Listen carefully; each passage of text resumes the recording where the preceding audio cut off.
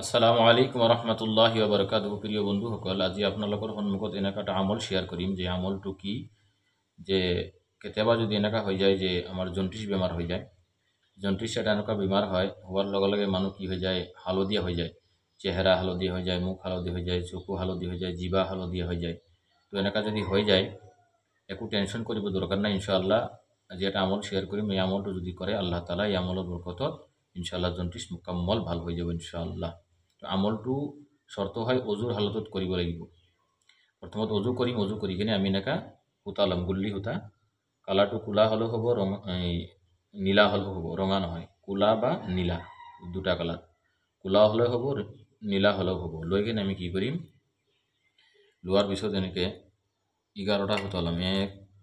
1 2 3 4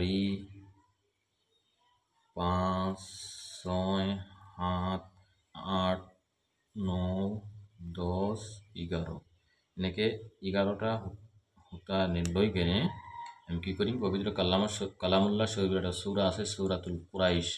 বিসমিল্লাহর হইতে পড়িব লাগিব। বিসমিল্লাহির রহমানির রহিম। প্রথমত 3বার দরুদ শরীফ পড়িব লাগিব, যে কোনো দরুদ শরীফ। তাৰপিছত সূরা কুরাইশ। বিসমিল্লাহির রহমানির রহিম।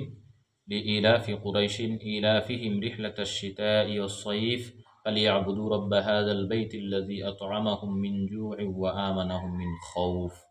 পড়া হয়ে গেল। পড়া হয়ে যাওয়ার পিছত কি এনেকৈ এটা গাঁঠি মাৰিম, গাঁঠি মাৰি কিনে এনেকৈ ফুকি দিম। এনেকৈ সূৰাতুল কুৰাইশ বিসমিল্লাহৰ সৈতে 11বাৰ পঢ়িম, 11টা গাঁঠি মাৰিম, 11বাৰ ফুকিম। ফুকাৰ পিছত আকৌ লাষ্টত কি কৰিম, 3বাৰ আকৌ দৰুদ শৰীফ পঢ়িম। পঢ়াৰ পিছত যে ব্যক্তিৰ জণ্ডিছ হ'ব, যিজন বেমাৰী হ'ব, সেই বেমাৰীৰ কি কৰিম, ডিঙিত এই সূতাটো আমি কি কৰিম, বান্ধি দিম। ইনশাআল্লাহ আল্লাহ তাআলাই এই সূৰাৰ বৰকতত আল্লাহ তাআলাই জণ্ডিছ মুকাম্মল ইনশাআল্লাহ ভাল হৈ যাব।